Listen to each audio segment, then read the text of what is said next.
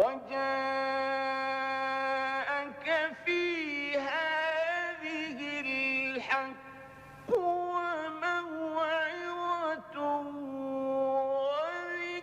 وذكرى للمؤمنين.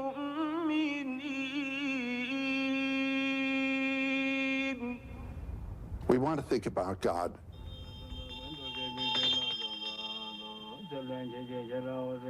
God is a thought. God is an idea. But its reference is to something that transcends all thinking. I mean, he's beyond being, beyond the category of being and non-being. Is he or is he not? Neither is nor is not.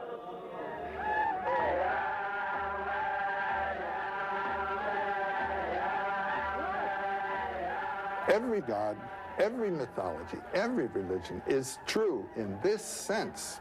It is true as metaphorical of the human and cosmic mystery.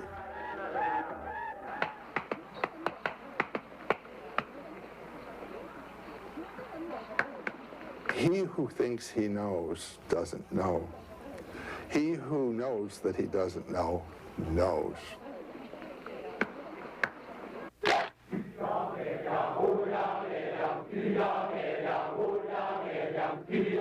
There is an old story that is still good. The story of the quest, the spiritual quest. That is to say, to find the inward thing which you basically are. All of these symbols in mythology refer to you. Have you been reborn? Have you died to your animal nature and come to life as a human incarnation?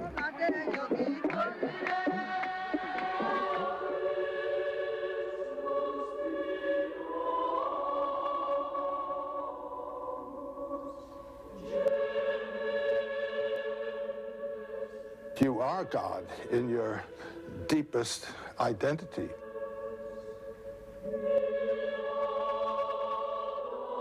You are one with the transcendent.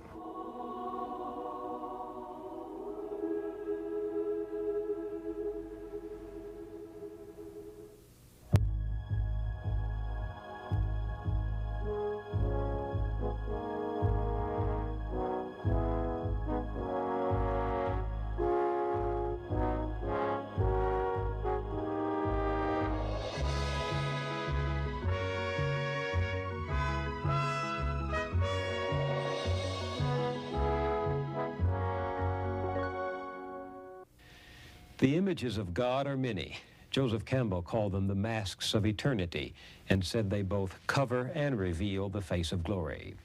All our names and images for God are masks, Campbell said.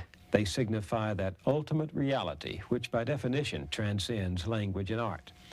A myth is a mask of God too, a metaphor for what lies behind the visible world. As teacher, scholar, and writer, Joseph Campbell spent his life in the study of comparative religion. He wanted to know what it means that God assumes such different masks in different cultures. We go east of Suez and see people dancing before a bewildering array of fantastic gods. When those people come here, well, Campbell told the story of the young Hindu who called on him in New York and said, "When I visit a foreign country, I like to acquaint myself with its religion. So I've bought myself a Bible, and for some months now I've been reading it from the beginning. But you know, I can't find any religion in it." Campbell, who became president of the American Society for the Study of Religion, was at home in the sacred scriptures of all the world's great faiths. He found comparable stories in them, stories of creation, of virgin births, incarnations, death and resurrection, second comings, judgment days. Quoting one of his favorite Hindu scriptures, which he translated from the Sanskrit, he concluded that truth is one. The sages speak of it by many names. Joseph Campbell began his journey into this literature of the spirit after his imagination was excited by a visit to the Museum of Natural History in New York when he was just a boy. We met there a few months before his death and talked through a long evening about the masks of eternity. Is there something in common in every culture that creates this need for God? Well, I think anyone who has an experience of mystery at all knows that there is a dimension, let's say, of the universe that is not that which is available to his senses. There's a wonderful saying in one of the Upanishads, when before a sunset or a mountain, and the beauty of this or of that, you pause and say, ah, that is participation in divinity. And I think that's what it is. It's the realization of wonder. And also the experience of tremendous power, which people, of course, living in the world of nature, are experiencing all the time. You know, there's something there that's much bigger than the human dimension.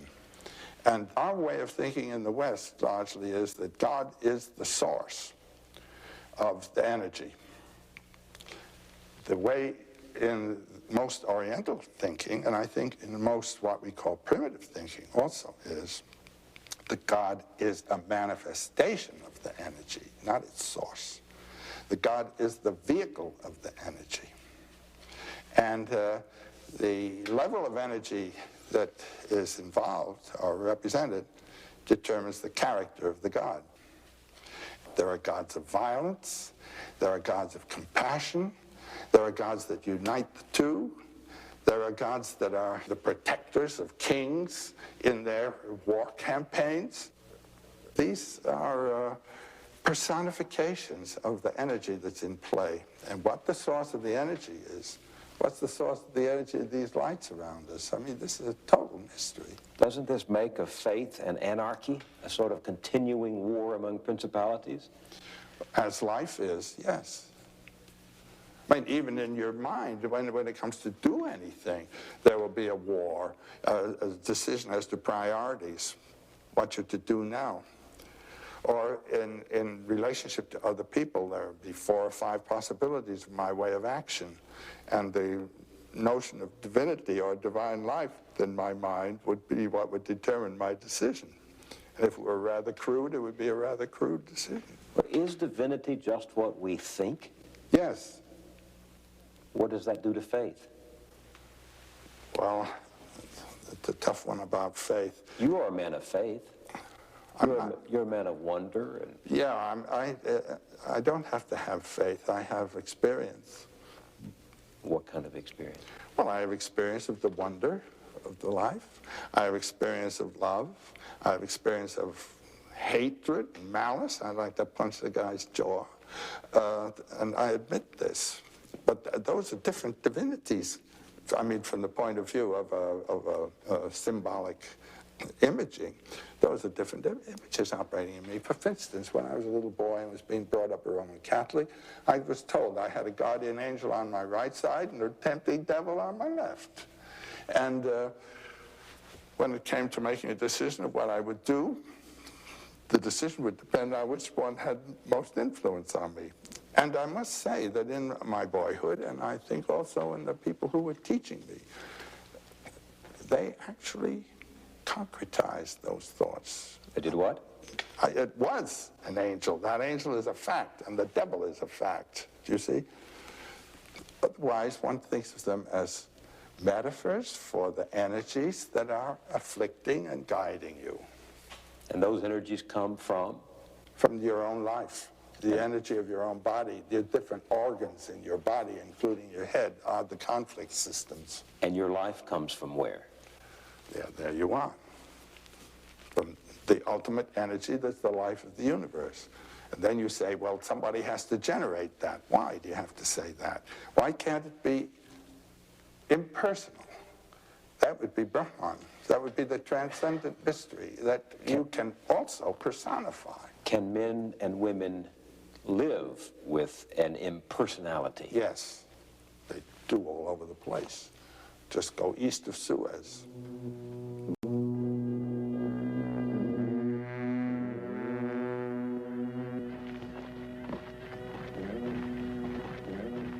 In the East, the God's a much more elemental. Elemental? Elemental, less human and more like the powers of nature.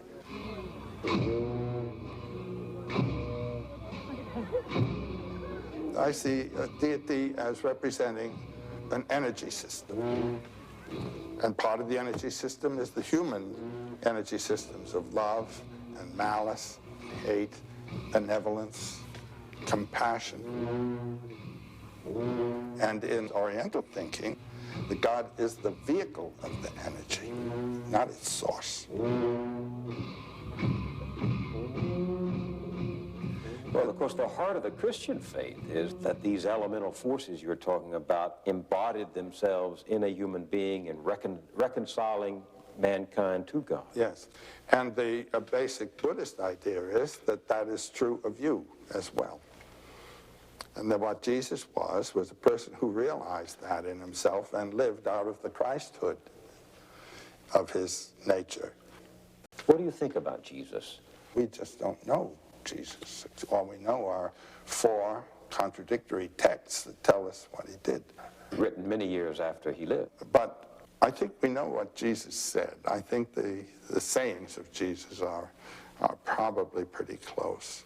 But when you read the Thomas Gospel, the Gospel according to Thomas, which was dug up there in that, with those other Gnostic texts, it has all the flavor of one of the synoptics, Matthew, Mark, or Luke, except that it doesn't say quite the same thing. There's one wonderful passage, it's the last one in the Gospel, actually. When will the kingdom come? Now, in Mark 13, I think it is, we hear that the end of the world is going to come. That's to say, a mythological image, that's the end of the world, is taken as a reference to an actual physical historical fact to be. When you read the Thomas Gospel, Jesus says, the kingdom of the Father will not come by expectation. The kingdom of the Father is spread upon the earth, and men do not see it.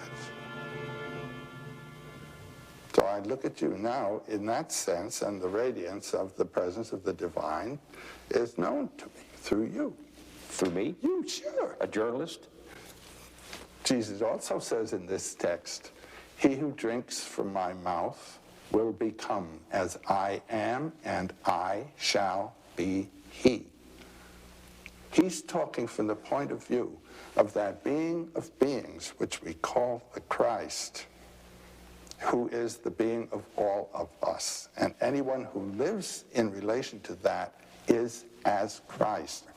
And anyone who incarnates, or rather brings into his life the message of the word, is equivalent to Jesus. That's the sense there. So that's what you mean when you say, I am radiating God to you. You are, yes. And you to me. And I'm speaking this seriously. No, I take it seriously. I happen to believe the same as you without being able to articulate it as you do. I do sense that there is divinity. The divinity is in the other. So you are the vehicle. You are, as it were, radiant of the Spirit. And that's, why not recognize it? I'll tell you what the most gripping scripture in the Christian New Testament is for me.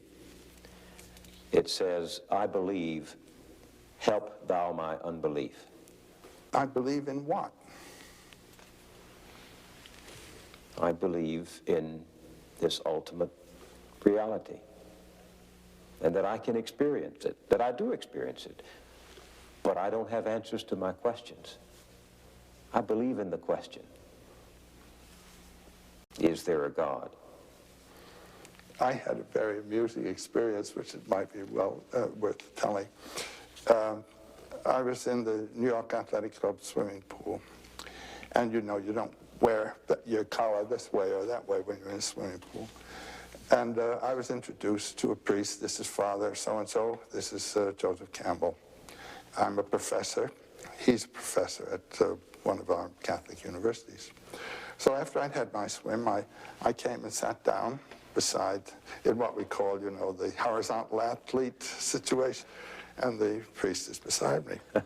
And he said, Mr. Campbell, are you a priest? I said, no, Father. He said, are you a Catholic? I said, I was, Father. He said, and now he had the sense to ask it this way, do you believe in a personal God? I said, no, Father. And he said, well, I suppose there is no way to prove by logic the existence of a personal God. And I said, if there were, Father, what would be the value of faith? Well, Mr. Campbell, it's nice to have met you, and he was off. I really felt I'd done a jiu-jitsu trick there. But that was a very illuminating conversation to me. The fact that he asked, do you believe in a personal God? That meant that he also recognized the possibility of the Brahman, of the transcendent energy. Well, then what is religion? Well, the word religion means religio, linking back the phenomenal person to a source. If we say it is the one life in both of us, then my separate life has been linked to the one life, religio, linked back. And this becomes symbolized in the images of religion, which represent that connecting link. Your friend Jung, the great psychologist, says that the most powerful religious symbol is the circle. He says the circle is one of the great primordial images of mankind, that in considering the symbol of the circle, we are analyzing the self. And I find you in your own work throughout the course of your life coming across the circle, whether it's in the magical designs the world over, whether it's in the architecture, both ancient and modern, whether it's in the dome-shaped temples of India, or the calendar stones of the Aztecs, or the ancient Chinese bronze shields, or the visions of the Old Testament prophet Ezekiel, whom you talk about, the wheel in the sky. You keep coming across this image. Yeah, it's an ever-present thing. It's the center from which you've come, back to which you go. I remember reading in a book about the American Indians called The Indian Book by Natalie Curtis. It was published around 1904. Her conversation with a chief. I think he was a chief of the Pawnee tribe. And among the things he said was, when we pitch camp, we pitch a camp in a circle. When we look at the horizon is in a circle. When the eagle builds a nest, the nest is in a circle. And then you read in Plato somewhere, the soul is a circle. I suppose the circle represents a totality. Within the circle is one thing. It is encircled, it's enframed. That would be the spatial aspect. But the temporal aspect of the circle is you leave, go somewhere, and come back. The Alpha and Omega. God is the Alpha and Omega, the source and the end. Somehow the circle suggests immediately an completed totality, whether in time or in space. No beginning, no end. Well, round and round and round. The year. Well, this is November again, you know, and we're about to have Thanksgiving again. We're about to have Christmas again. And then not only the year, but the month, the moon cycle, and the day, the cycle. And this is, we're reminded of this when we look on our watch and see the cycle of time. It's the same hour, but another day, and all that sort of thing. Why do you suppose the circle became so universally symbolic? Well, because it's experienced all the time. You experience it in the day and the year, just as we've said, and you experience it in leaving home, going on your adventure, hunting, or whatever it may be, and coming back to home. And then there's a deeper one also, that mystery of the womb and the tomb. when people are buried, it's for rebirth. I mean, that's the origin of the burial idea. You're put back into the womb of Mother Earth for rebirth.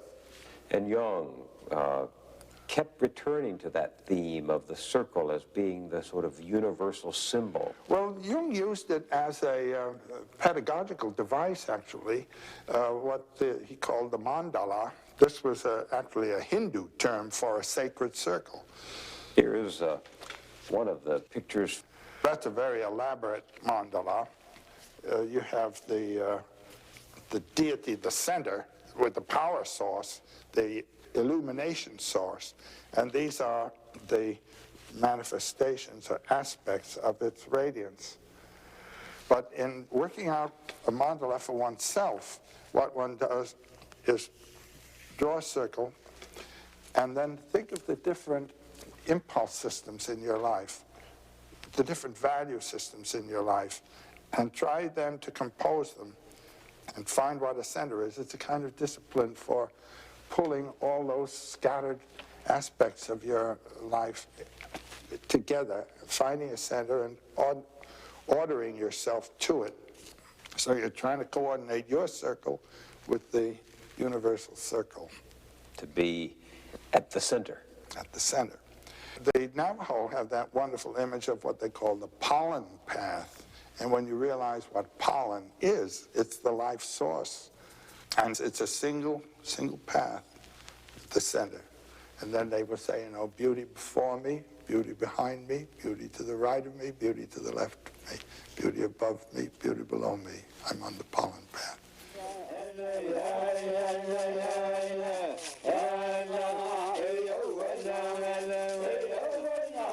So the little cosmos of one's own life and the macrocosm of the world's life are in some way to be coordinated. Well, for instance, among the Navajo Indians, healing ceremonies were conducted by way of sand paintings, which are mostly mandalas, on the ground, and then the person who is to be treated moves into the mandala. There will be a mythological context that he will be identifying with, and he identifies himself with that power. And this idea of sand painting with mandalas and used for meditation purposes appears also in Tibet. In the great tantric monasteries outside of Lhasa, for instance, Gyuto, they practiced sand painting, cosmic images and so forth, indicating the forces of the spiritual powers that operate in our lives. Now, what do you make of that, that in two very different cultures, the same imagery emerges? Yes. Well, there are only two ways to explain it, and one is by diffusion, that an influence came from there to here, and the other is by separate development. And when you have the idea of separate development, this speaks for certain powers in the psyche which are common to all mankind. Otherwise, you couldn't have, and to the detail, the correspondences can be identified. It's astonishing when one studies these things in depth, the degree to which the agreements go between totally separated cultures. Which says something about the commonality of the species, doesn't it? Well, yes. That was Carl Jung's idea, which he calls the archetypes of the collective unconscious. What do you mean by archetype? An archetype is a constant form, a basic fundamental form which appears in the works of that person over there and this person over here without connection. And they are expressions of the structure of the human psyche. So if you find in a variety of cultures, each one telling the story of creation, or the story of a virgin birth, or the story of a Savior who comes and dies and is resurrected, you're saying something about what is inside us and the need to understand. That's right. One can say that the images of myth are reflections of spiritual and depth potentialities of every one of us. And that through contemplating those, we evoke those powers in our own lives to operate through ourselves. There was a very important anthropologist, he's the one with whom my works begin, you might say, my studies, Bastian in Germany, end of the last century and first part of this. He was a world traveler and recognized very soon that there were certain motifs that appeared in all of the religions and all the mythologies of the world.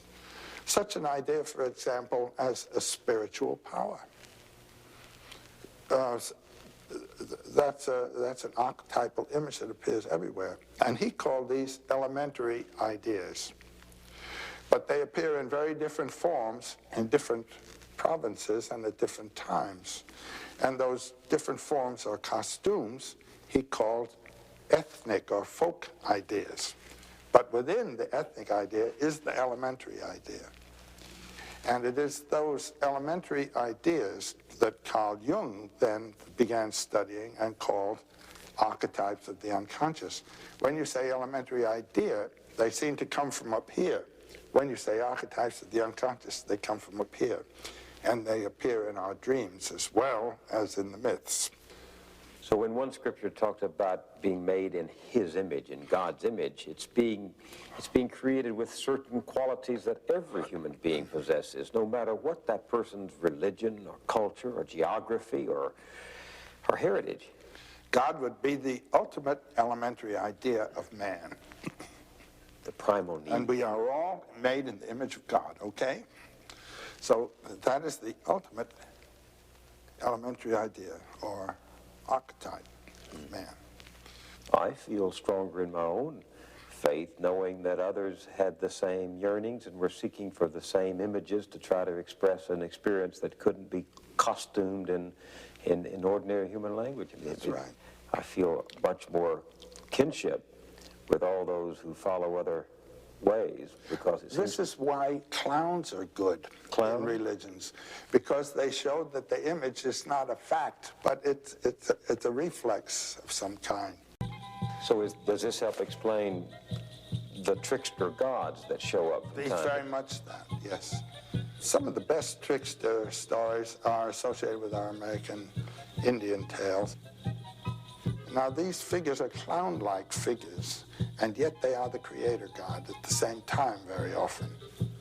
And this makes the point, I am not the ultimate image. I am transparent to something through me, through my funny form, and mocking it and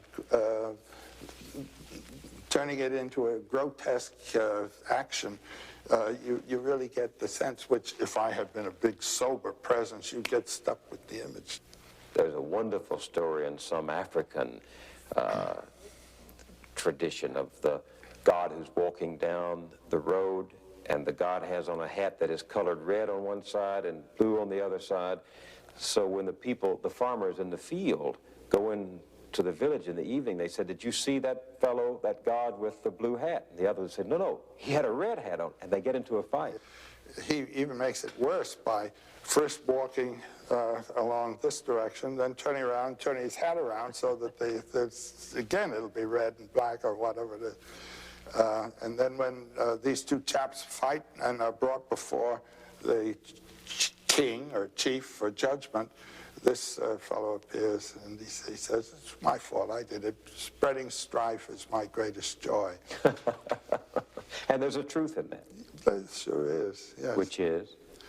No matter what system of thought you have, it can't possibly include boundless life. And when you think everything's just that way, trickster comes in, it all blows, and you get the becoming thing again. Now, Jung has a wonderful saying somewhere. Religion is a defense against a religious experience. Well, you have to explain that. Well, that means it has reduced the whole thing to concepts and ideas. And having the concept and idea short circuits the transcendent experience. The experience of deep mystery is what one has to regard as the ultimate religious experience. Well, there are many Christians who believe that to find out who Jesus is, you have to go past the Christian faith, past the Christian doctrine, past the Christian church. And I know that's heresy to a lot of people. But Well, you have to go past the image of Jesus. The image of God becomes the final obstruction. Your God is your ultimate barrier. This is basic Hinduism, basic Buddhism.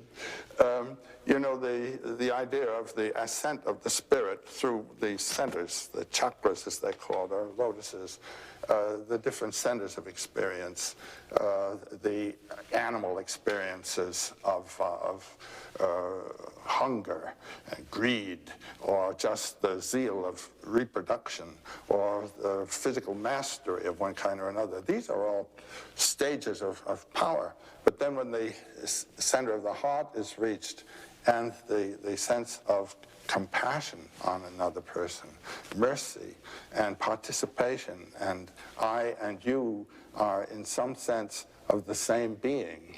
This is what marriage is based on. There's a whole new stage of life experience opens up with the opening of the heart. And this is what's called the virgin birth, actually, the birth of a spiritual life in what formerly was simply a human animal, living for the animal aims of health, progeny, wealth, and a little fun. But now you come to something else, to participate in this sense of accord with another, or accord with some principle that has lodged in your mind as a good to be identified with. Then a whole new life comes, and this is, in Oriental thinking, the awakening of the religious experience. And then this can go on even to the quest for the experience of the ultimate mystery. Now, this ultimate mystery can be experienced in two senses. One, without form, and the other with form. And in this Oriental thinking, you experience God with form here. This is heaven.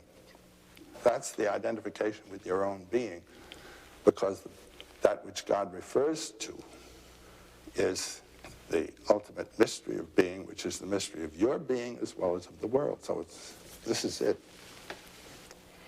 how do you explain what the psychologist Maslow calls peak experiences and what your friend James Joyce called epiphanies? I love that word, epiphany. Oh, well, they're not quite the same. I know. The peak experience, it refers to actual moments of your life when you feel that this has told you something. Something has come through in your experience of your relationship to the harmony of being. It can come, my peak experiences, I mean, the ones that I knew were peak experiences after I had them all came in athletics. Which was the Everest of your experience? Yeah. Well, which one was it? Was when you were running at Columbia? yes, of course. And I ran a couple of races that were just beautiful. And the whole race, I knew I was going to win, and there was no reason for me to know I was going to win because I was touched off anchor in a relay with the first man 30 yards ahead of me. And I just knew it was the peak experience. Nobody can beat me today. That's the kind of being in full form and really doing it. I don't think I've ever done anything in my life as competently as I ran those two races. And those, consequently, were the experience of really being at my full and doing perfect job. I don't think I've ever had anything like that quite, that I really came up to anything quite that way. Do you think you, Joseph Campbell, it has to be physical? No, but it can be a peak experience. There are other kinds of peak experiences which I know were superior to those, but those are the ones that, when I read Maslow and read the peak experience, I just know that those were peak experiences. What about James Joyce's epiphanies? Now, that's another thing. This has to do with the aesthetic experience.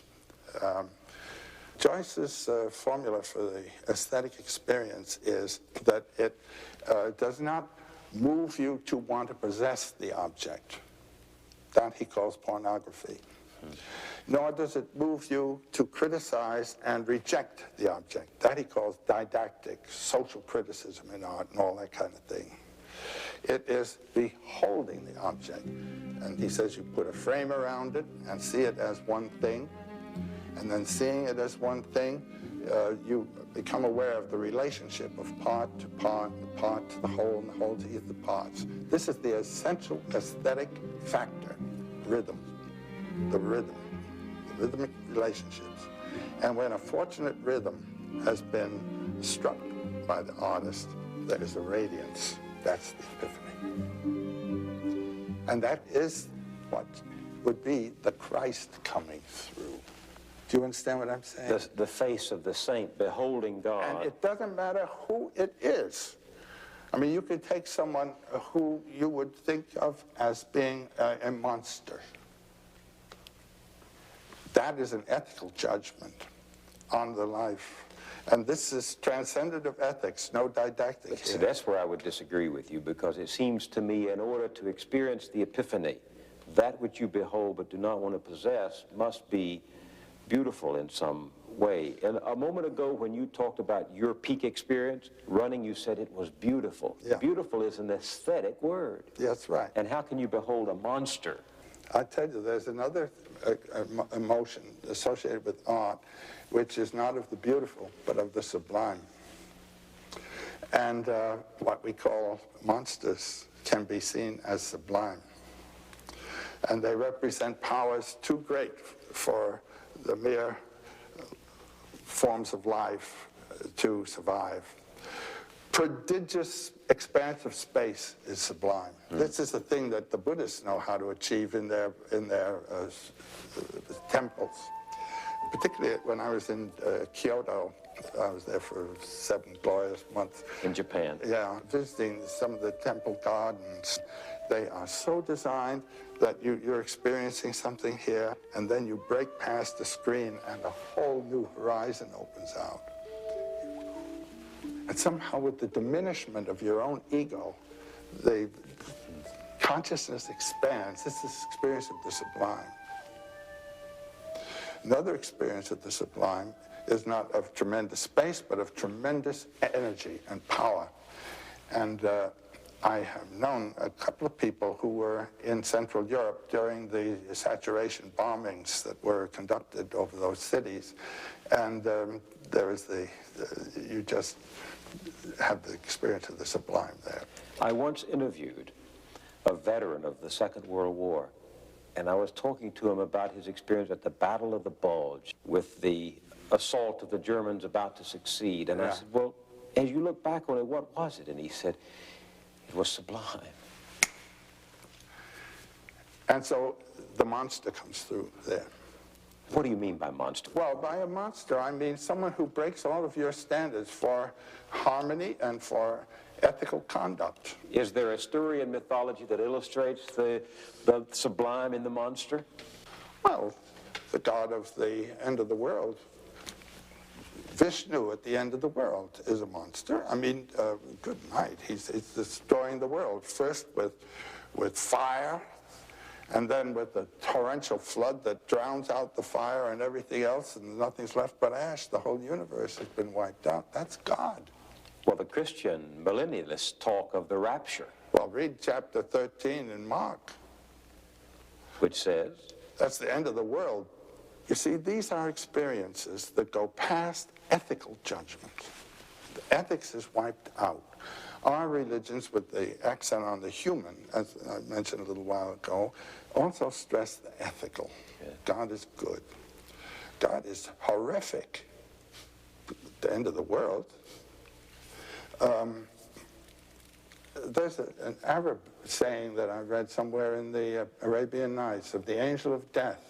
When the angel of death comes, it is terrible. When he has reached you, it is bliss.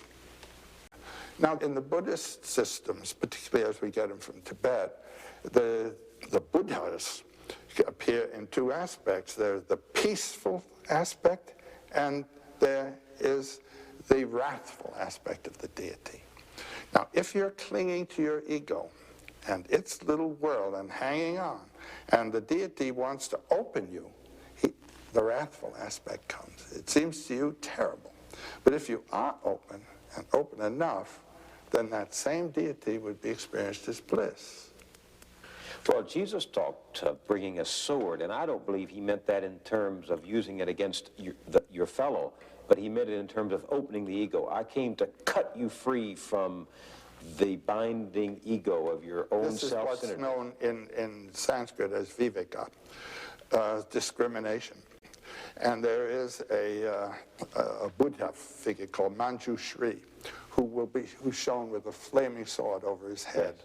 And what is the sword for? It's to distinguish the merely temporal from the eternal.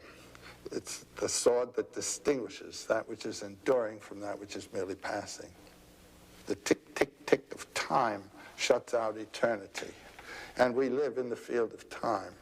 But what is living in the field of time is an eternal principle that's inflected this way. What's the eternal principle? Brahman. Which is? Well, we call it God, but that personifies it, you see. It is the experience of the eternity. Yeah. The experience of the eternal. As what you are. Yes. I would say. That whatever eternity is here right now. Or nowhere else. Or everywhere else. If you don't experience it now, you're never going to get it. Because when you get to heaven, that's not eternal, that's just everlasting. Heaven lasts a long time. It's not eternal, it's everlasting. Well, I don't follow that now. The eternal is beyond time. The concept of time shuts out eternity. Time is our invention. Our experience, yeah. But the ultimate, unqualified mystery is beyond human experience. It becomes inflected. As they say, there is a condescension on the part of the infinite to the mind of man, and that is what looks like God. So whatever it is we experience, we have to express in language that is just not up to the occasion. That's it. It's That's inadequate. what poetry's for. Poetry is a language that has to be penetrated. It doesn't shut you off. It opens. It's the rhythm, the precise choice of words that will have implications and suggestions that go past the word is what has to happen. And then you get what Joyce calls the radiance, the epiphany. The epiphany is the showing through of the essence, what Aquinas called the quidditas, the whatness. The whatness is the Brahman. Why do you think it is there is in so many people this deep yearning to live forever, to secure my place in heaven? When you realize what heaven is, in the works of such a person as Thomas Aquinas, it is the beholding of the beatific image of God, which is a timeless moment. You know, time explodes. So, again, eternity is not something everlasting. And you can have it right here now in your relationships. I've lost a lot of friends, and my parents and all. And a realization that has come to me very, very keenly is that I haven't lost them. That moment when I was with them had an everlasting quality about it that is now still with me. What it gave me is still with me. And there's a kind of intimation of immortality in that. Do you see what I mean? Now, there's a wonderful work of Schopenhauer's. He says, when you reach a certain age, and he wrote this when he was, say, in his 60s or so, and look back over your life, it seems to have had an order. It seems to have had been composed by someone. And those events that, when they occurred, seemed merely accidental and occasional and just something that happened, turn out to be the main elements in a consistent plot. So he says, who composed this plot? And he said, and just as your dreams are composed by an aspect of yourself of which your consciousness is unaware, so your whole life has been composed by the will within you. And then he says, just as those people whom you met by chance became effective agents in the structuring of your life, so you have been an agent in the structuring of other lives. And the whole thing gears together like one big symphony, he says, everything influencing and structuring everything else. And he said, it's as though our lives were the dream of a single dreamer in which all the dream characters are dreaming too, and so everything links to everything else, moved out of the will in nature. It's a beautiful idea. It's an idea that occurs in India in the image of what's called the net of Indra, or the net of gems. It's a net of gems where every gem reflects all the other ones. And they also have the idea of a spontaneous and simultaneous arising. Everything arises in relation to everything else, and so you can't blame anybody for anything. It's all working around. It's a marvelous idea. It's as though there were an intention behind it, and yet it all is by chance. None of us has lived the life that he intended. And yet, we all have lived a life that had a purpose. Do you believe that? I don't believe life has a real purpose. I mean, when you really see what life is, it's a lot of protoplasm with an urge to reproduce and continue in being. Not true. That's not true. Well, now, wait a minute. Just sheer life can't be said to have a purpose, because look at all the different purposes it has all over the lot. But each incarnation, you might say, has a potentiality, and the function of life is to live that potentiality. Well, how do you do it? Well, again, when my students would ask, you know, should I do this, should I do that? Dad says I should do this, and my answer is, follow your bliss. There's something inside you that knows you're in the center, that knows you're on the beam, that knows you're off the beam. And if you get off the beam to earn money, you've lost your life. So it is not the destination that counts, it's the journey. Yes. There's a wonderful old man, I think he's still alive in Germany, Karlfried Graf Dürkheim. And he says, when you're on a journey and the end keeps getting further and further away, then you realize that the real end is the journey. It's not bad. This is it. This moment now is the heavenly moment. And I like the idea that Eden was not, Eden will be. Eden is. The kingdom of the Father spread upon the earth, and men do not see it. I mean, Eden is. There's some image of Shiva, the god Shiva, surrounded by circles of flame, rings of fire. That's the dance of the world, the dancer whose dance is the universe. And in this hand, he has a little drum that goes tick, tick, tick. That is the drum of time, the tick of time which shuts out eternity. And we are enclosed in that. In this hand, there is a flame which burns away the veil of time and opens us up to eternity. And in his hair is a skull and a new moon, the death and rebirth at the same moment, the moment of becoming. That's a powerful image for any life, not just... Well, the goal of your quest for yourself is to find that burning point in yourself, that becoming thing in yourself, which is fearless and desireless,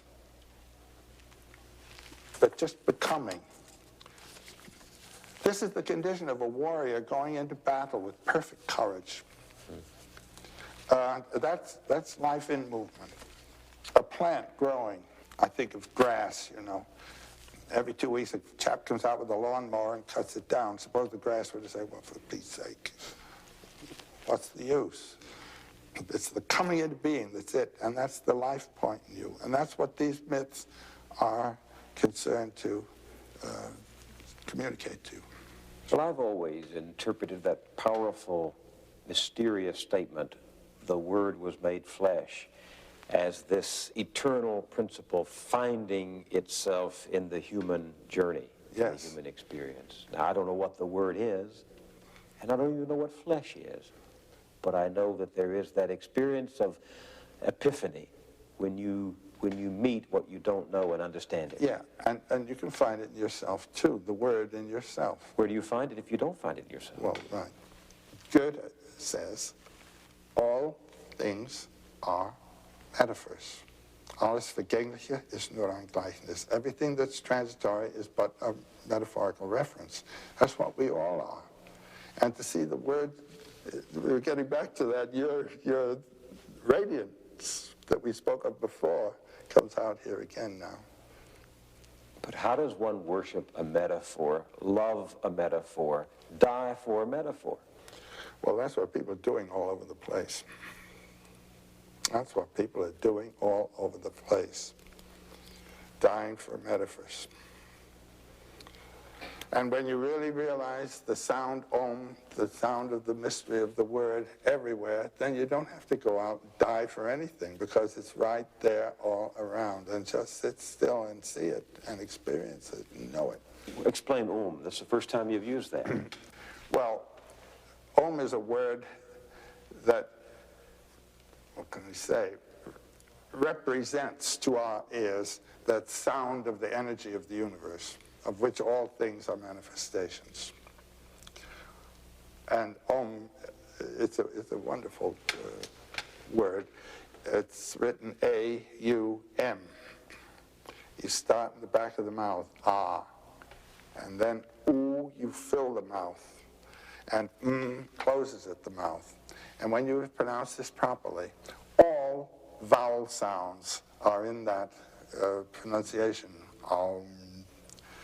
And consonants are regarded simply as interruptions of Om.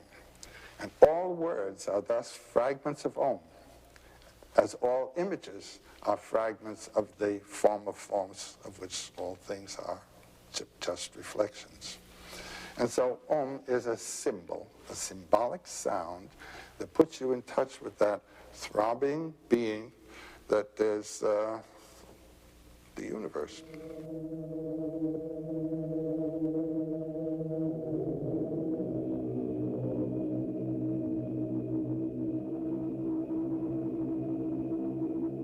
And when you hear some of these Tibetan monks that are over here from the Gyuto monastery outside of Lhasa, when they sing the Om, you know what it means, all right.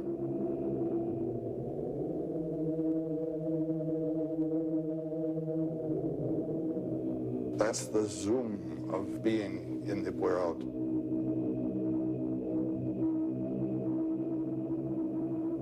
And to be in touch with that and to get the sense of that, that is the peak experience of all.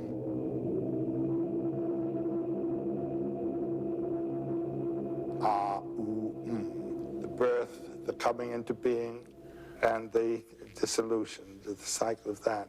And this is called the four-element syllable. What is the fourth element? Ah, oo, and the silence out of which it comes, and back into which it goes, and which underlies it. Now, my life is the ah, oo, but there is a silence that underlies it, and that is what we would call the immortal. This is the mortal, and that's the immortal, and there wouldn't be this if there weren't that. The meaning is essentially wordless. Yes. Well, words are always qualifications and limitations. And yet, Joe, all we puny human beings are left with is this miserable language, beautiful though it is, that falls short of trying to describe. That's right. And that's why it's a peak experience to break past all that every now and then, to realize, oh, ah. I think so.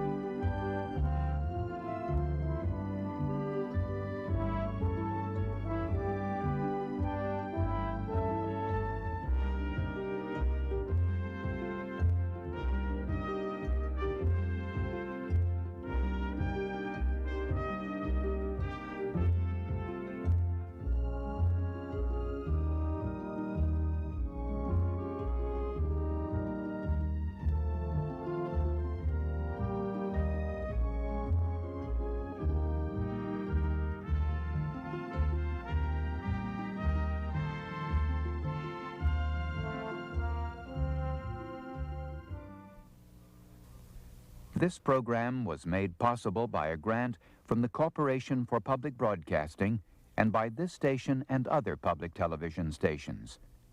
Additional funding was provided by the John D. and Catherine T. MacArthur Foundation.